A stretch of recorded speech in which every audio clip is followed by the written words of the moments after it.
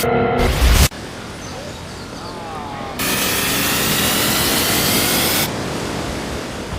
nous volons, quand nous arnaquons les gens, quand nous vendons de la drogue, on nous méprise, on nous voit comme des êtres diaboliques. Que dire aux élus qui volent l'argent du peuple? Ce n'est pas l'argent d'une seule personne qu'ils volent. Ils volent plus de 300 000 habitants sans demander. La Martinique est une petite île des Caraïbes qui, techniquement, fait partie de la France. Même drapeau, même monnaie, même président, simplement avec de meilleures plages et un vol beaucoup plus long. La France a pris le contrôle de l'île au XVIIe siècle, bâtissant sa richesse sur l'esclavage et un système de plantation qui allait façonner tout ce qui allait suivre. L'esclavage a été aboli en 1848, mais la structure qui le soutenait n'a pas simplement disparu. Elle a évolué, laissant derrière elle des inégalités qui font toujours partie intégrante de la vie quotidienne. En 1946, la Martinique a cessé d'être une colonie pour devenir un département français, ce qui signifie officiellement qu'elle n'est plus différente du reste de la République. Les mêmes lois, les mêmes institutions, les mêmes promesses, du moins en théorie. Parce qu'en réalité, la Martinique se trouve dans une sorte d'entre-deux, géographiquement caribéenne, politiquement européenne et historiquement bien plus complexe. Comme beaucoup de lieux entre deux mondes, cette tension ne vit pas que dans les livres d'histoire. Elle apparaît dans l'économie, le coût de la vie et le flux croissant de cocaïne transitant par l'île. La Martinique n'est pas qu'une carte postale des Caraïbes, c'est aussi un point de passage stratégique entre l'Amérique latine et l'Europe. Ces dernières années, les saisies de cocaïne sur cet itinéraire ont fortement augmenté. Les autorités ont intercepté 10 tonnes lors de cette opération, et les chiffres grimpent chaque année.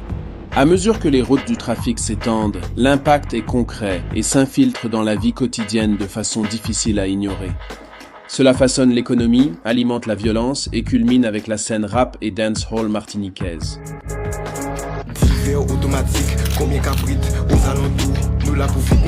Dans ces vidéos, des hommes masqués montrent sans gêne drogue, argent liquide et assez d'armes pour armer une petite milice.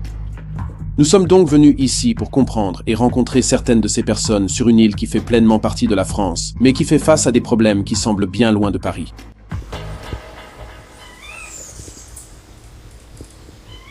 Zone 6, zone rouge, ça diable, Criminal League, rouge l'encens, Dieu, gang, là je nous qu'a fait. Combien faut fouet, si mon parlement can nier les faits, si la nuit en bouillant, qu'à tirer en fait zone 6, les petits bourras pas ni salaire fixe, actuellement tout le monde les vend 10, pété en leur souci en traite, combien d'outils minerais, ça diable. Voici Kima, étoile montante de la Martinique. Il a grandi à Dillon, un quartier que la plupart des touristes ne verront jamais et dont ils ne parleront certainement pas sur les réseaux sociaux. L'année dernière, la Martinique a enregistré 40 homicides, dont 34 par arme à feu sur une île de seulement 350 000 habitants.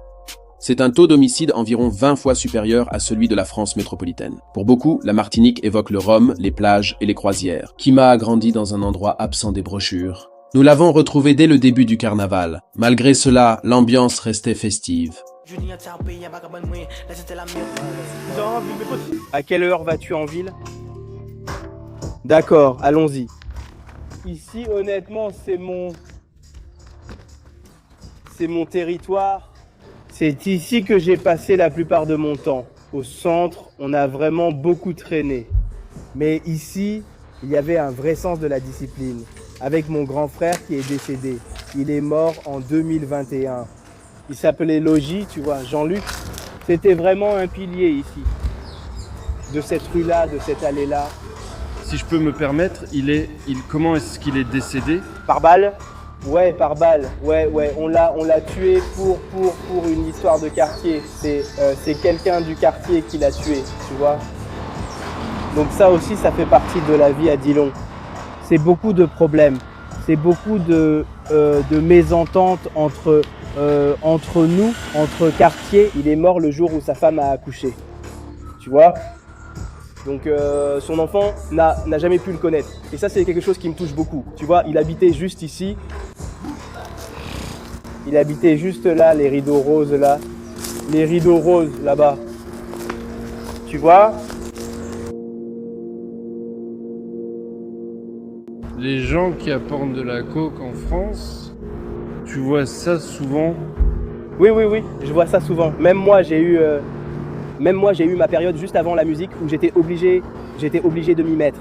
Tu vois, en fait, c'est une source d'argent. C'est une source d'argent facile. Mais en même temps, c'est pas si facile que ça, parce qu'il y a le risque.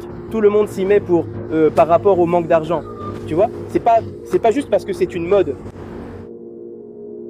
C'était dans le quartier qu'on chantait beaucoup, et puis est venu le moment où j'ai pris une balle.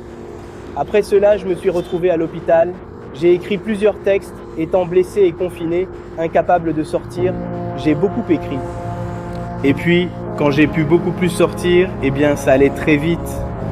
Eh bien, j'ai commencé à faire écouter un peu mes textes aux gars, et puis tout le monde m'a poussé à aller m'enregistrer.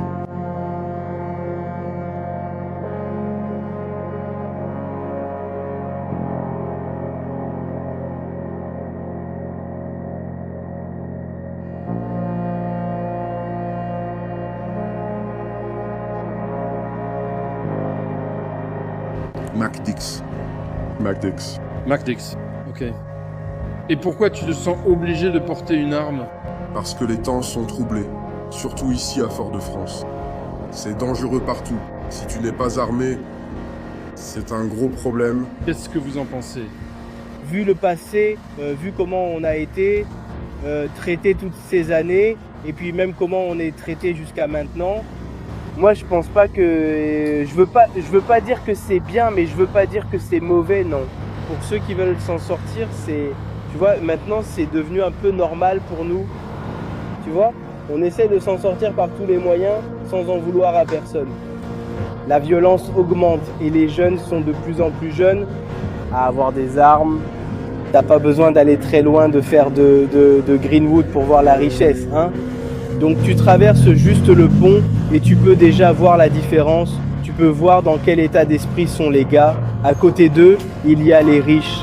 Ici, tout le monde galère dans ce quartier. Où les gens, ils meurent. Dans n'importe quel endroit, je peux t'emmener, je peux te dire, là, quelqu'un est mort, là, quelqu'un est mort, là, quelqu'un est mort, là, quelqu'un est mort. Tu vas halluciner. Le tireur attendait ici, juste ici, là, à l'intérieur du bâtiment, tu vois. Vu qu'il était juste assis ici. Il a pris 5 balles. 5. 5 balles. Salut, as-tu déjà pensé à investir ton argent? J'ai un peu d'argent de côté, mais je ne comprends pas l'investissement et n'ai personne pour m'apprendre. Les frais me paraissent trop élevés. Eh bien, c'est une bonne chose que nous nous soyons rencontrés. Voici eToro, une plateforme d'investissement multi-actif où tu peux suivre les meilleurs investisseurs, voir leur portefeuille et même copier automatiquement leurs transactions. Participe à des discussions en direct sur les marchés avec idées, tendances et questions au fil des événements. Et tout cela est relié à une large gamme d'actifs, y compris des actions, des crypto-monnaies, des ETF et bien plus encore, le tout sur une seule plateforme. eToro est un service réglementé comptant plus de 40 millions d'utilisateurs dans plus de 75 pays. Commencez à investir avec eToro et recevez 50 $ d'actions lorsque vous déposez 200 $ ou plus. Cliquez sur le lien dans la description ou scannez le QR code pour découvrir eToro. Avec eToro, tout le monde peut investir. Pas besoin d'être expert en bourse, vous pouvez investir avec le montant de votre choix. Ne ratez pas cette occasion. Maintenant, revenons à la vidéo.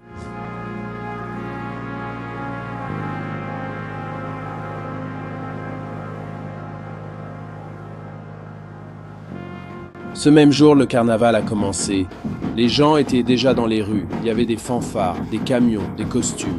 C'est un moment clé pour l'île, où les gens se lâchent, vraiment, et à peu près tout est permis.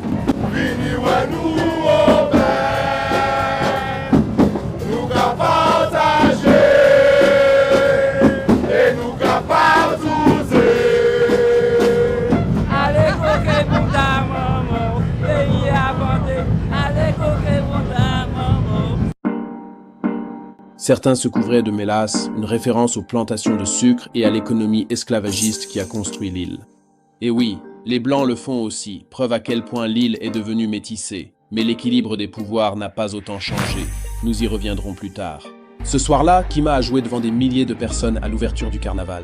Le lendemain matin, la situation avait évolué. Un jeune de 18 ans a été touché par balle et 2 autres blessés près de la capitale. Nous devions rencontrer Rodrigue Petitot, figure à lâcher, ancien trafiquant de cocaïne devenu activiste et désormais candidat à une élection. Nous l'avons rencontré en face, là où tout est arrivé. Here, il y a eu un mort, qui vient s'ajouter aux morts qu'il y a eu déjà précédemment. Depuis le début de l'année, il y a déjà 6 morts par arme à feu. Pour moi, c'était il y a environ 3 ans. Pareil, il y avait une dispute. Et j'étais à proximité de la dispute. Et il y a eu des coups de feu. Et moi-même, j'ai été victime d'une balle perdue qui m'a sectionné le bras. Je n'ai plus de coude. Je n'ai que 3 doigts qui fonctionnent sur la main. Mon bras est immobile, il reste fixe. Et depuis ce moment-là, je suis handicapé. Rodrigue Petitot, ou le R comme on l'appelle sur l'île, s'est fait connaître au niveau national après qu'une vidéo soit devenue virale. Après avoir exigé à plusieurs reprises de parler avec le préfet de l'île, le plus haut représentant de l'État français, qui se trouvait justement à accueillir un ministre en visite officielle, lui et son équipe ont forcé l'entrée de l'enceinte pour les confronter directement. Qu'est-ce qui se passe? Aucune demande de rendez-vous. Les choses de la Martinique, c'est devant le ministre. D'accord? Ça veut dire que là, ça fait un bon moment qu'on parle avec vous. Vous me parlez différemment, s'il vous plaît. Vous me parlez différemment. Vous croyez que vous parlez? Arrêtez! Ne le touche pas, tu comprends pas? Pas meilleur! Différemment. Ne me touchez pas. Ne me touchez pas. On entend le parler. Ne me touchez pas. On entend le parler. Qu'est-ce qu'il y a? Non, Cette altercation n'est pas sortie de nulle part. Avant cela, Rodrigue et son groupe avaient construit un mouvement centré sur le coût de la vie, en ciblant les chaînes de supermarchés où les prix peuvent être jusqu'à 40% plus élevés qu'en France métropolitaine. Tu ne peux pas nous faire croire qu'on est en France. Et qu'en France hexagonale, tu pèses un pack d'eau à 2,30 € et qu'ici, le même pack d'eau, tu le pèses à 12 €. Nous faisions des mouvements de revendication et organisions des sit-ins devant les magasins. Ça les obligeait à fermer. On paralysait les caisses. On mettait tout sur la caisse. Et au moment de payer, on disait « Bah non, on n'a pas assez d'argent, on ne peut pas payer ». On le faisait ensemble, toutes les caisses étaient paralysées. Au final, le magasin fermait au lieu de rester ouvert face aux médias. Alors que la tension montait, la police anti-émeute est intervenue, transformant les manifestations pacifiques en affrontements violents, émeutes, pillages et semaines de troubles. Ceux qui vous donnent les ordres ont violé votre grand-mère, vos arrière-grand-mères. Les gens imposés à l'esclavage. Et vous, vous êtes là, contre le peuple. C'est ce que font les gendarmes. Ils lancent des gaz lacrymogènes depuis l'hélicoptère. Ils lancent des gaz lacrymogènes. C'est ce que font les gendarmes. Ils lancent des gaz lacrymogènes depuis les hélicoptères. Regardez celui-là. Tu diras la vérité. Nous étions pacifiques, avons essayé d'éviter la confrontation, mais vous nous avez poussés à bout. Cela fait 37 jours que vous nous poussez à bout. Finalement, ils ont arrêté Rodrigue, ce qui a vraiment rendu les gens fous.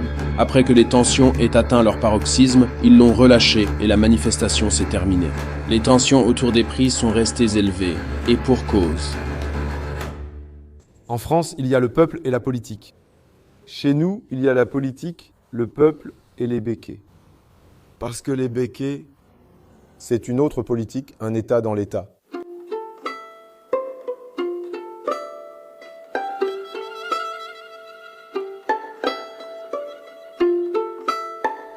Le béquet, c'est les descendants des colons qui sont là depuis toujours, depuis l'esclavage et qui ont toujours détenu l'économie. Et ils font des enfants qu'entre eux. Ils ne se mélangent pas au peuple. Ils estiment être, entre guillemets, de race pure. Et après l'esclavage, ces gens ont été dédommagés, donc on les a payés pour pouvoir libérer leurs esclaves. En fait, on a été rachetés, en fait. Ils ne se sont jamais excusés. Le peuple n'a jamais été indemnisé, alors que l'esclavage est reconnu crime contre l'humanité. Ces béquets, ils détiennent encore les terres. Ils détiennent encore l'économie. À l'heure où on parle, c'est eux qui détiennent 80%, un peu plus de 80% de l'économie martiniquaise. Qu'on ne mord pas la main qui nous nourrit. Et ces béquets, c'est eux qui détiennent tout l'alimentaire, les conteneurs, le stockage et le béton, c'est eux. L'automobile, c'est eux. Tout, c'est eux. Peu importe ce que tu achètes. Dans ce que tu achètes, il y a une partie de l'argent qui rentre dans la poche des béquets. Ils ont tissé une toile autour de nous. Je vais te dire, ceux qui ne comprennent pas, qui ne sont pas chez nous, ils vont nous dire « Ouais, mais vous n'avez qu'à ne pas aller dans leur magasin. » Ça veut dire qu'il faut aller dans les petites boutiques d'à côté. Mais ce sont eux qui approvisionnent les boutiques voisines. Peu importe ce que tu boycottes, ça leur appartient. Si tu boycottes, tu dois arrêter de vivre, de manger. Même le rhum, c'est à eux. Tout, c'est eux. La Martinique n'a jamais fait partie de la France. Elle n'a jamais fait partie de la France. Et le colonialisme, le colon, l'esclavagisme, parce que ça change de mot, mais c'est toujours les mêmes, c'est toujours le même procédé. Ils sont toujours actuels. Ils sont simplement 2.0. C'est les mêmes.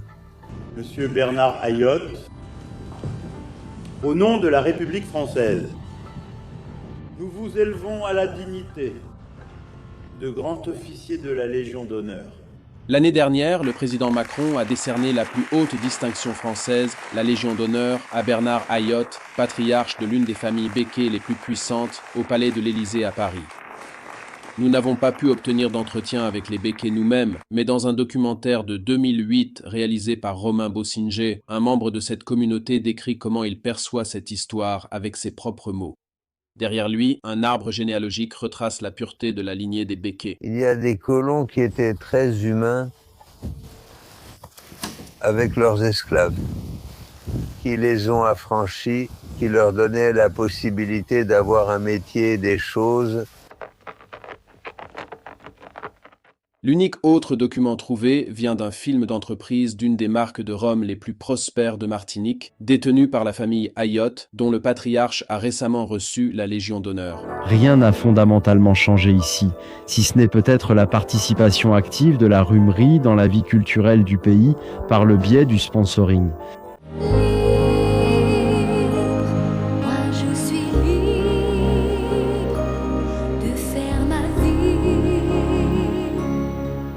L'ironie est frappante ici. Ce film d'entreprise date des années 90, mais notre expérience de la musique locale était différente.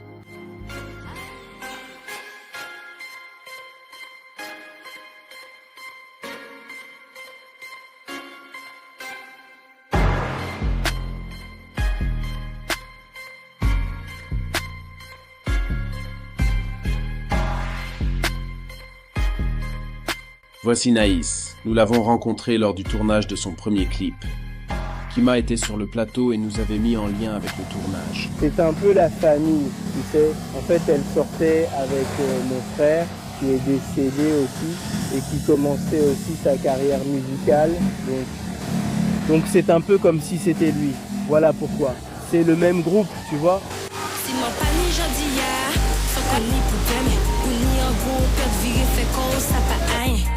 Ni européen, c'est pidola américain. Qu'a parlé espagnol, même si un pas dominicain. Oui, je chante pour me détendre, pour me défouler, tu vois.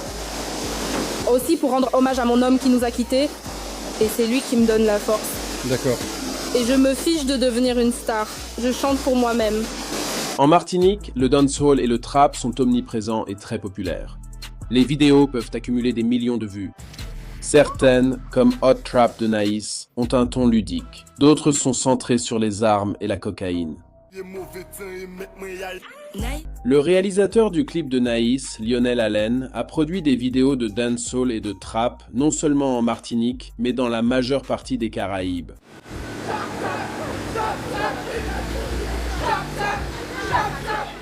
Au début, c'était le trap en Guadeloupe. Il cultivait vraiment le côté street. Et le côté, on s'affiche avec la vérité de ce qu'on fait.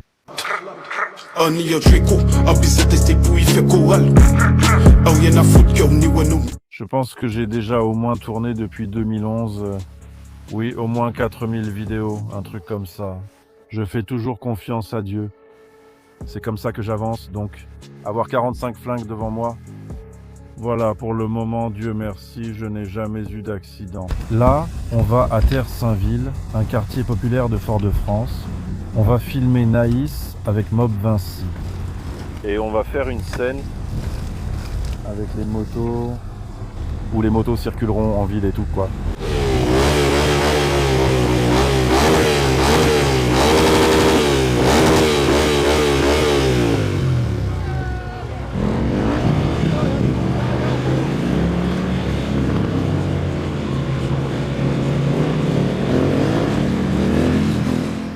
C'est juste une manière pour moi, de parler entre nous. De toute façon, on ne les intéresse pas.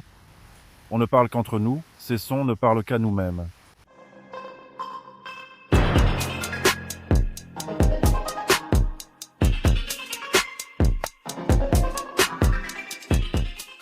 Ils s'amusent à les comprendre parce que maintenant, ça fait du buzz et que maintenant, on a de l'audience. Mais c'est d'abord fait pour nous parler entre nous et qu'on rigole entre nous. Voilà, c'est le rêve de beaucoup de personnes qui sont sorties des quartiers populaires, d'arriver à ce stade.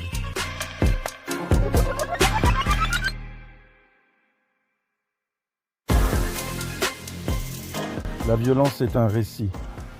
Il n'y a pas des gens qui sont énervés dans la rue comme si on voulait faire du mal gratuitement et que c'était de la diablerie.